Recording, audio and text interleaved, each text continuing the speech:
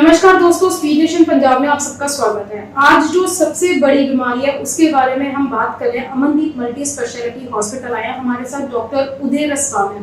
उस बीमारी का नाम है स्पाइन। कई लोग ऐसे हैं, देश में बात कर लें, पंजाब में बात कर लें, पठानकोट में बात कर लें, लोगों को स्पाइन की बहुत ज्यादा दिक्कत है। कई लोग ये कहते हैं कि हम लोगों की जो हड्डी है, जो बैक की हड्डी है वो खिसक गई है। कई लोग कहते हैं कि उसमें कुछ स्पेस आ गई जिसकी वजह से उन्हें दिक्कतें हो रही हैं, उसका इलाज नहीं है।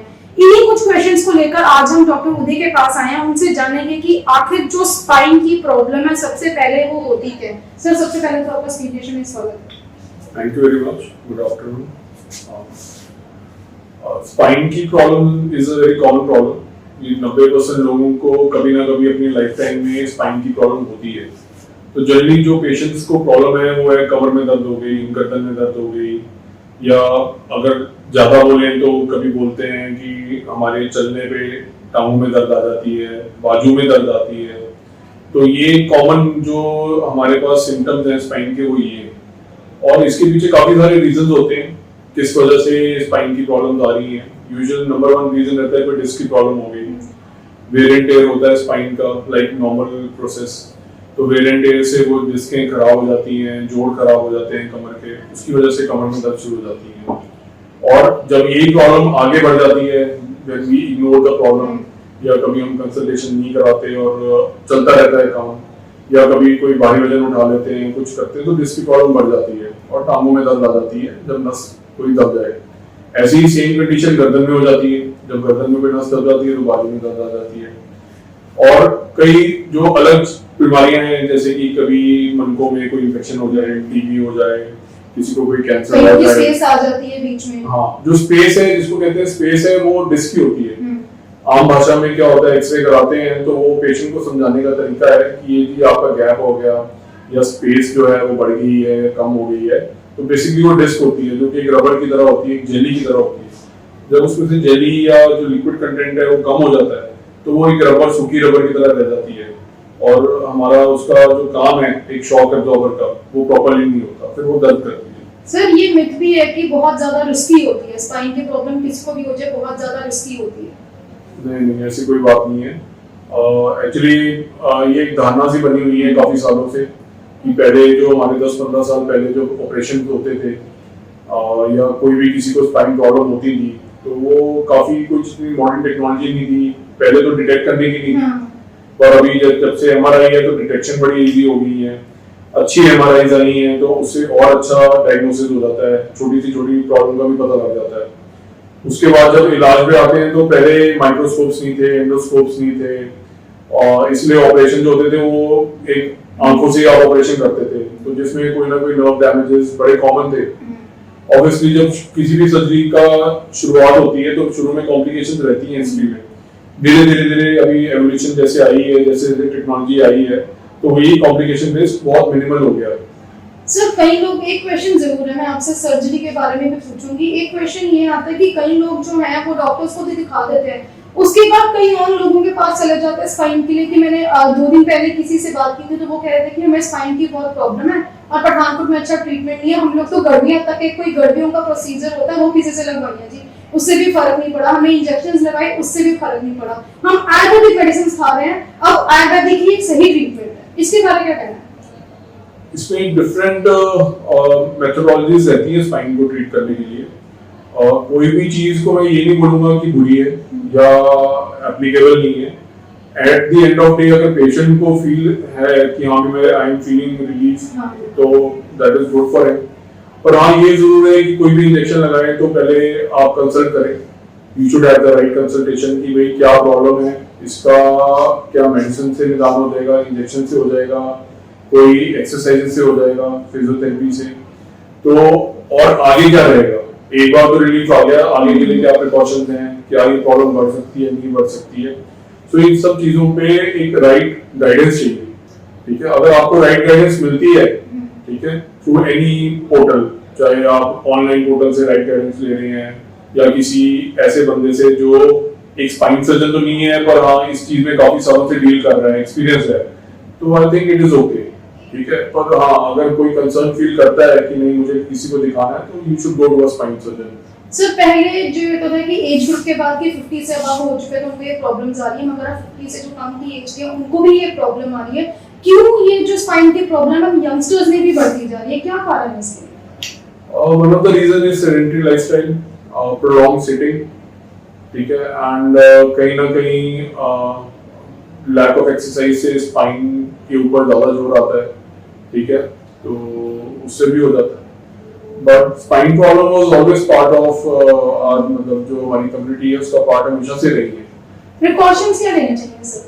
प्रिकॉशन वैसे अगर किसी को नहीं है प्रॉब्लम, अगर वो पूछे प्रिकॉशन क्या है, तो रेगुलर वॉकिंग करिए, रेगुलर एक्सरसाइजेस करिए, और जो बेंडिंग है और नीचे से जैसे सामान उठाना है, कोई वजन उठाना है, ऐसी ही एक्सरसाइज थोड़ी कम करिए। जैसे जिम जाते हैं तो जी वेट लिफ्टिंग करते हैं, तो प्रॉपर गाइडेंस से करिए, स्लोली करिए, ठीक है, एंड डेवलप द जिस पार्ट की आप एक्सरसाइज कर रहे हैं उसमें ध्यान रखिए कि स्पाइन के ऊपर ज्यादा जोर ना आए, ठीक है, तो that is the first thing to do. जिसको ऑलरेडी स्पाइन की प्रॉब्लम है उसके लिए तो फिर they have to take precautions, some guided physiotherapies, ठीक है, एंड प्रिकॉशन लाइक कि भाई झुके ना, नीचे ना बैठे, ज्यादा चौंकी मारनी अवॉइड करें, ठीक है, प्रोलॉन्ग सिटिंग ना करें, गेट अप एवरी 20 मिनट्स, ठीक है, तो ये इन चीजों से 90% of the problem get solve.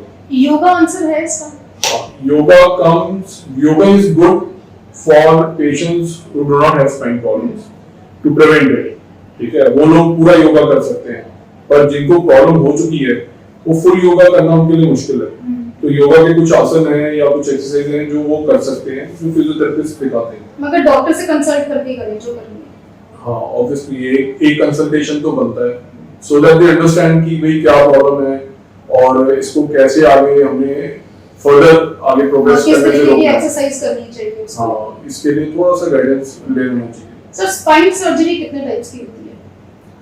Spine surgeries अगर आप वैसे पूछें, स्पाइन के पार्ट्स पूछें, तो हम जैसे सर्वाइकल, डॉर्सल, लंबर में डिवाइड कर लेते हैं जनरली, अगर हिस्सों में डिवाइड करें, और हर पार्ट की अलग अलग तरीके से सर्जरी होती है, एक आगे से और एक पीछे से, एंड उसमें भी एक ट्रेडिशनल सर्जरी होती है जो हम कहते हैं कि जी ओपन सर्जरी करते हैं। एंड ओपन सर्जरी का मतलब है कि बड़ा कट लगा के पूरा मसल्स को आगे पीछे करके, एंड जिसको कहते हैं कि चीर फाड़ का ऑपरेशन किया, बड़ा ऑपरेशन हुआ। दूसरा ऑपरेशन होता है कि जो आजकल नई आधुनिक आया है कि मिनिमल इन्वेजिव। लोग ये पूछना चाहते हैं कि टेक्निक क्या है सर्जरी की? उसमें टेक्निक आइडिया इज सेम कि भाई आपने जाना तो वही स्पाइन तक है, एंड वहां पे आपने बस बड़ा चीरा नहीं लगाना, चीरों को छोटा कर देना है, जो मसल डैमेज आप बड़े चीरे में करते हो उसको कम कर देना है बिल्कुल। तो ये ऑपरेशन जैसे माइक्रोस्कोप, एंडोस्कोप्स उनके अंदर देख के किए जाते हैं, ताकि हमको देखना स्पाइन के अंदर नस को है, तो उधर तक देखने के लिए आप माइक्रोस्कोप का यूज करोगे, ठीक है ना। तो अगर वही चीज आपको एक छोटे इंसिजन से दिख जाती है तो that is much better than कि पूरा कट करके और उसमें आप रिस्क बढ़ाते हो मसल डैमेज का भी, पेशेंट को इन्फेक्शन का रिस्क भी, हॉस्पिटल में भी ज्यादा दिन रहना पड़ता है। पर छोटे इंसिजन से क्या है कि पेशेंट अगर सिंपल डिस्क का है फॉर एग्जांपल, तो उसमें सिंपल डिस्क के ऑपरेशन में पेशेंट 1 दिन में या 2 दिन में घर भी चला जाता है, चलते फिरते, कोई ऐसी इशू नहीं आता। तो ये फायदा है न्यू टेक्नोलॉजी का। ट्रीटमेंट का टाइम ड्यूरेशन कितना होता है कि लोगों को लगता है कि हम अभी सर्जरी कराएंगे या हम डॉक्टर से कंसल्ट करेंगे तो इतने टाइम के बाद हम ठीक हो जाएंगे? अगर सिंपल डिस्क प्रॉब्लम है जिसकी वजह से टांग में दर्द आ रही है या सिंपल बाजू में दर्द आ रही है, तो उन ऑपरेशंस में तो अगर सिंपल अगर आप हम देखना पड़ता है, स्कैन्स को पहले स्टडी करना पड़ता है, एंड देन वी सजेस्ट कि भाई आपको छोटा जो चीरे वाला ऑपरेशन है, दूरबीन वाला ऑपरेशन है, वो आपको बेनिफिट देगा कि आपको कोई नट स्क्रू डाल के हमको स्पाइन स्टेबलाइज करनी पड़ेगी। डिपेंड करता है कैसी पैथोलॉजी है अंदर। तो अगर तो आप सिंपल माइक्रोस्कोपिक या एंडोस्कोपी वाला जो हम करते हैं वो वाला प्रोसीजर कर रहे हैं, तो उसमें तो 1-2 दिन ही रुकना पड़ता है, एंड पेशेंट की जो टांग में दर्द है जो एकदम से ज्यादा ये होती है वो कम हो जाती है और खत्म हो जाती है, एंड पेशेंट के वॉक अगले दिन से चलना शुरू कर देता है। जो दूसरे ऑपरेशन है नर्व स्क्रू वाले, उसमें जनरली 3-4 दिन के लिए रेस्ट करना पड़ता है, 5 to 6 days हॉस्पिटल एडमिशन है, उसके बाद हम चलाना शुरू कर देते हैं। मतलब इजी है कि 3-4 दिन में हफ्ते के अंदर जो है मरीज है वो चलना शुरू हो जाता है। हाँ जी। सो सर्जरी का टाइम क्या रहता है? सर्जरी का टाइम मतलब duration for simple microscopy endoscopy तो आप कह लो कि आधे घंटे से 1.5 घंटे तक का प्रोसीजर है, जो दूसरे ऑपरेशन हैं बड़े बड़े, वो फिर 2 घंटे से 4 घंटे, कभी 5 घंटे भी लगते हैं। डिपेंड करता है कितने लेवल की प्रॉब्लम है, कितनी बड़ी स्पाइन की प्रॉब्लम है, उस पर डिपेंड करता है। और इसमें ये जो चलने की बात है, इसमें कुछ ये भी हम बातें कर रहे हैं अगर लंबर स्पाइन के नीचे, अगर यही हम सर्वाइकल इंजरी जैसे गले में चोट लग जाती है, उसमें काफी सिवियरिटी होती है, उसमें लाइफ एंडेंजरमेंट भी होती है।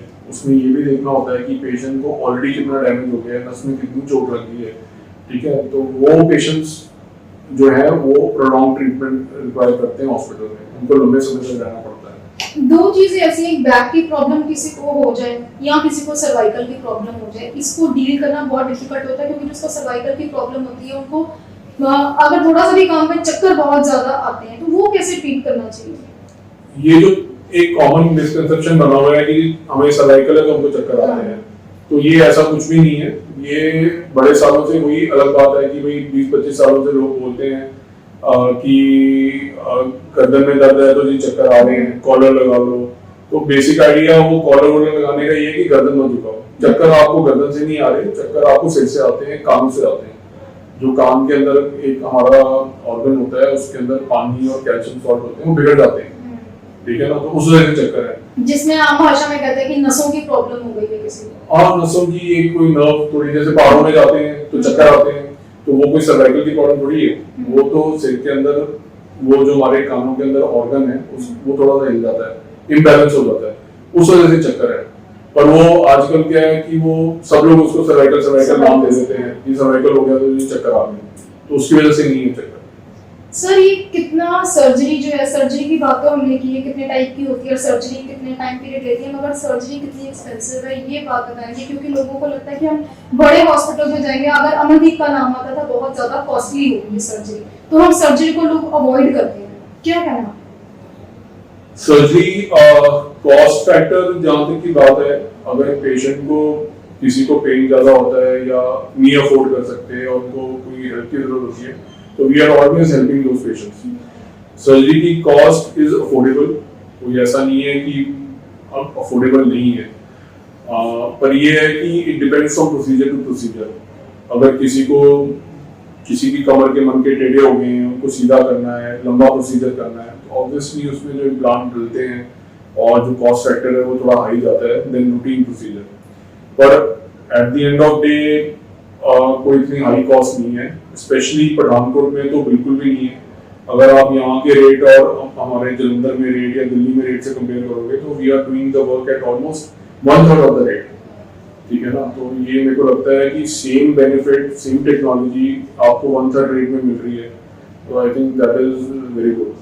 सर, एक क्वेश्चन इसी चीज को रिलेटेड है कि लोग जो है अगर पठानकोट में अच्छे स्पेशलिटी डॉक्टर्स हैं जो ट्रीट कर रहे हैं, अच्छी सेहत सुविधाएं दे रहे हैं और हॉस्पिटल्स में इसका ट्रीटमेंट भी है, तो लोग बाहर का रुख क्यों करते हैं? लोग ये बोलते हैं कि पठानकोट में तो यहाँ कुछ है नहीं, हम अमृतसर चले जाते हैं, जलंधर चले जाते हैं, चंडीगढ़ चले जाते हैं दिखाने के लिए। ऐसा एक मिथ है और कहीं ना कहीं लोग कहते हैं हमें बड़े डॉक्टर्स को दिखा लिया पठानकोट में, यहाँ किसी को कुछ नहीं आता।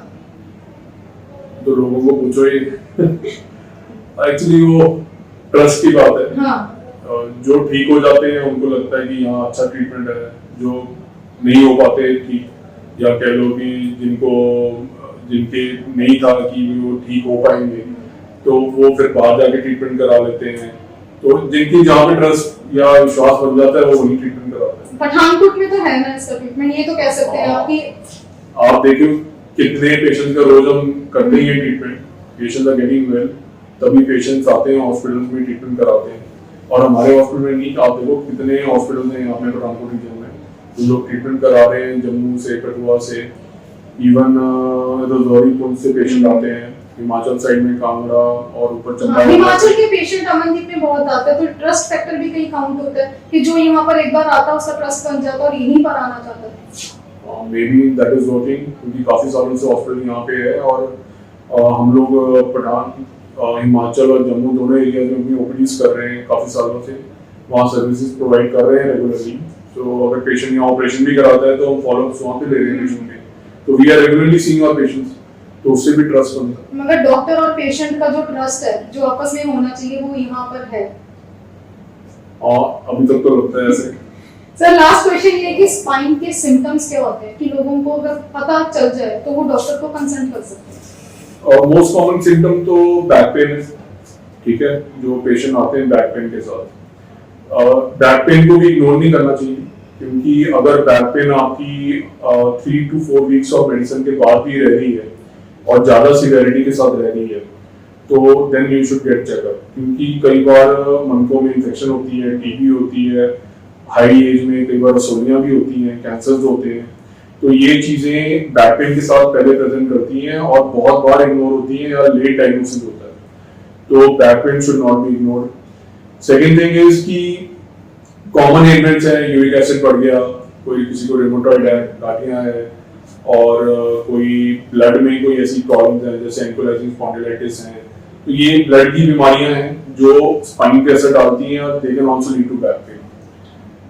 तीसरी चीज जो आती है कि भाई चलने में मुश्किल आ गई, बाजू में दर्द आ गई, टांगों में दर्द आ गई, सुनपन आ गया, खिंच पड़ रही है टांगों में, तो ये सारे सिम्टम रिलेटेड टू स्पाइन है, ठीक है। और भी हमको चीजें देखने पड़ती हैं एज अ स्पाइन सर्जन, हमको ये नहीं देखना कि स्पाइन में ही ढूंढते रहें सब कुछ, कई बार टांगों में खून की नाड़ियों में भी जो फ्लो होता है वो रुक जाता है, उस वजह से भी सिम्टम कॉमन होते हैं, तो वो सब चीजें भी हमें असेस करनी पड़ती हैं।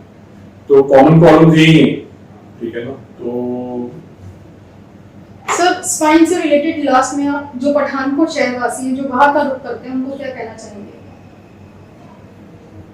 We are always there in the service of people, जिनको भी अपनी प्रॉब्लम कोई है उनको spine related and they want to get एक कंसल्टेशन कराना चाहते हैं, दे आर ऑलवेज वेलकम। एक बार कंसल्टेशन करके दे कैन सी उनको बेनिफिट होता है कि। सर लास्ट क्वेश्चन ये है कि क्या मल्टी स्पेशलिटी हॉस्पिटल और यहाँ पर क्या क्या स्पेशलिटी है? सबसे पहले तो यहाँ पे सबसे पहले तो general surgery department is there, and उसके बाद मैं बोलूँगा कार्डियोलॉजी डिपार्टमेंट, ये सबसे हमारे जो सीनियर मोस्ट डिपार्टमेंट्स हैं, सबसे पुराने डिपार्टमेंट्स हैं। उसके बाद orthopaedics department, joint and knee replacement का डिपार्टमेंट है। I am heading the neuro and spine department where we are dealing with brain and spine. हमारे पास मेडिसिन, फिजिशियंस एंड डॉक्टोस्कोपी, फिर गायनिक के डॉक्टर सब हैं, तो और गैस्ट्रो एंड नेफ्रो के डिपार्टमेंट्स हैं। So we are dealing with almost all the multi specialities under one roof.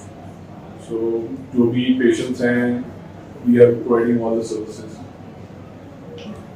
तो ये थे डॉक्टर उदय जो स्पाइन के विशेषज्ञ हैं। उन्होंने बताया कि स्पाइन की एक ऐसी प्रॉब्लम है जो कैंसर तक भी जा सकती है। अगर आपको छोटी सी भी बैक प्रॉब्लम होती है तो डॉक्टर से कंसल्ट जरूर करें।